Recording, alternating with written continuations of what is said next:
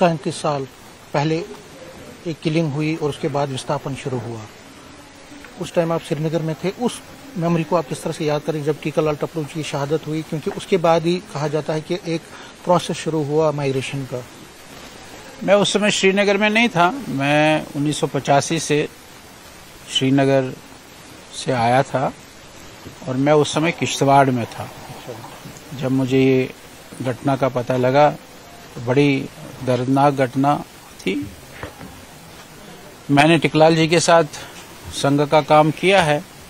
वो संघ के स्वयंसेवक थे, मैं भी संघ का स्वयंसेवक बना। हमने इकट्ठे काम किया है और वो हमारे बड़े थे, इसलिए वो कुछ बातें जो है संघ को चलाने के लिए, संघ का काम करने के लिए बताते भी थे। उन बातों को हम फॉलो भी करते थे, उनका कहने को हम सम्मान भी करते थे।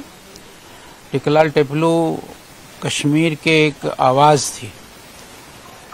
वो आवाज़ कश्मीर की उन्होंने ख़त्म कर दी। यही शायद उन टेररिस्टों का था कि भाई हम कश्मीर में किसी भी प्रकार की भी राष्ट्रवादी शक्ति जो है, राष्ट्रवादी आवाज़ जो है, उसको हम चुप करा लें। और उसीलिए उन्होंने उस राष्ट्रवादी ताकत को चुप कराने का काम टिकलाल जी से ही शुरू किया। और टिकलाल जी के बाद लगातार ऐसे जो हमारे कार्यकर्ता थे, ऐसे जो लोग थे जो बेबाक हिंदुस्तान जिंदाबाद के नारे देते थे, भारत माता की जय बोलते थे, उनको उन्होंने एलिमिनेट किया, उनको उन्होंने शहीद किया है। ये बड़ी इतराज से और तब से शुरू हुआ। 1999 में शुरू हुआ। 19 जनवरी हमारे सामने है, उस समय विस्थापन फिर शुरू हुआ है। 19 जनवरी को जब उन्होंने ऐलान किया कि कश्मीर को खाली करो, कश्मीर को खाली किया और जिस प्रकार से उस दिन उन्होंने नारे लगाए, जिस प्रकार से उन्होंने उस दिन स्लोगन्स लगाए, जिस प्रकार से बड़ी संख्या में भीड़ सड़कों पर निकली और उन्होंने कश्मीरी हिंदुओं को निकलने के लिए कहा, और उस निकलने पर कश्मीरी हिंदुओं का विस्थापन शुरू हुआ। कुछ विस्थापन फिर 91 में हुआ, कुछ 92 में हुआ। उस बीच में और किलिंग्स हुई। अनंतनाग के प्रेमनाथ भट्ट साहब की किलिंग हुई, नीलकंठ गंजू की किलिंग हुई, सरला कोल की किलिंग हुई, लस्सा कोल की किलिंग हुई।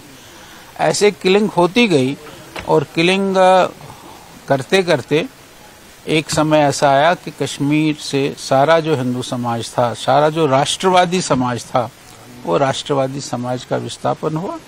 भारतीय जनता पार्टी टिकलाल टपलू जी के, क्योंकि टिकलाल टपलू जी भारतीय जनसंघ के प्रदेश के उपाध्यक्ष थे, बड़े नेता थे, कई बार उन्होंने चुनाव लड़ा है और उनको याद करती है। और आज के दिन जब उनको याद करती है तो सारे शहीदों को जो कश्मीर में शहीद हुए हैं, चाहे वो आर्मी के हो, चाहे वो पुलिस के हो, चाहे वो पैरामिलिट्री फोर्सेस के हो, ऐसे सब शहीदों को भारतीय जनता पार्टी आज के दिन याद करती है।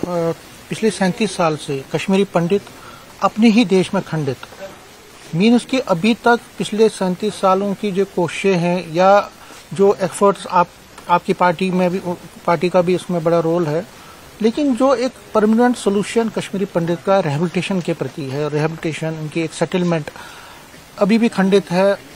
एड्रेस गुम हो गया है, अपना मकान गुम हो गया, तो उसके लिए क्या करने जा रहे हैं? नहीं, उसके लिए हम लोग सरकार से ये कह रहे हैं और हमने ये डिमांड की है कि भाई कश्मीरी पंडित अपने शर्तों के आधार पर ही कश्मीर जाएगा।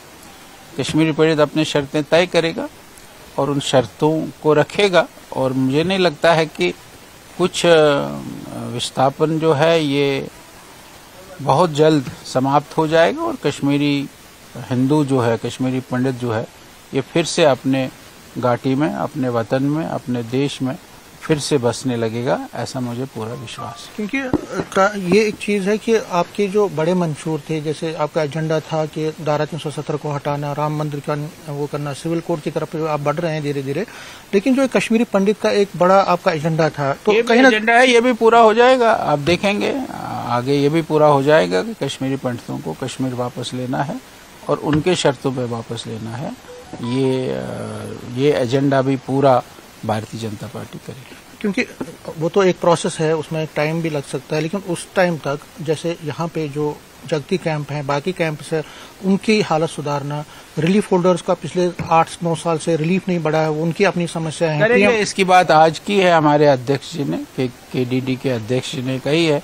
हमारे स्टेट प्रेसिडेंट साहब भी थे, उन्होंने इस बात को कहा है कि हम इस बात को उठाएंगे, जो यहाँ कैंप्स में रह रहे हैं उनकी हालत भी ठीक हो जाए और जो रिलीफ होल्डर है उनका भी रिलीफ बढ़े।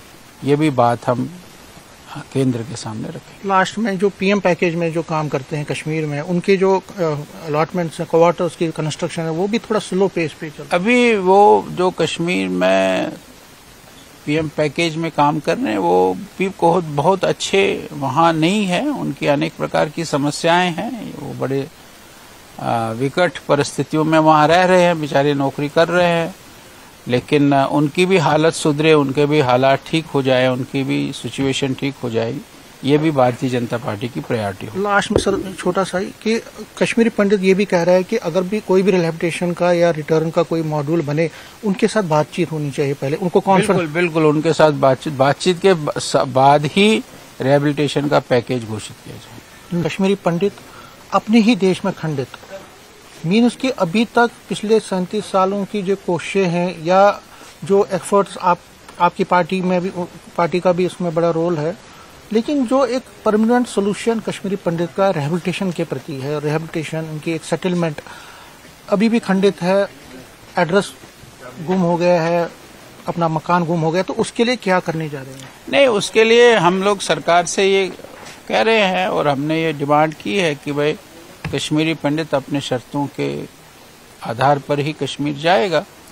कश्मीरी पंडित अपनी शर्तें तय करेगा और उन शर्तों को रखेगा, और मुझे नहीं लगता है कि कुछ विस्थापन जो है ये बहुत जल्द समाप्त हो जाएगा और कश्मीरी हिंदू जो है, कश्मीरी पंडित जो है, ये फिर से अपने घाटी में, अपने वतन में, अपने देश में फिर से बसने लगेगा, ऐसा मुझे पूरा विश्वास है। क्योंकि ये एक चीज है कि आपके जो बड़े मंशूर थे, जैसे आपका एजेंडा था कि धारा 370 को हटाना, राम मंदिर का वो करना, सिविल कोड की तरफ आप बढ़ रहे हैं धीरे धीरे, लेकिन जो कश्मीरी पंडित का एक बड़ा आपका एजेंडा था, तो कहीं ना एजेंडा है, ये भी पूरा हो जाएगा। आप देखेंगे आगे ये भी पूरा हो जाएगा कि कश्मीरी पंडितों को कश्मीर वापस लेना है और उनके शर्तों पे वापस लेना है।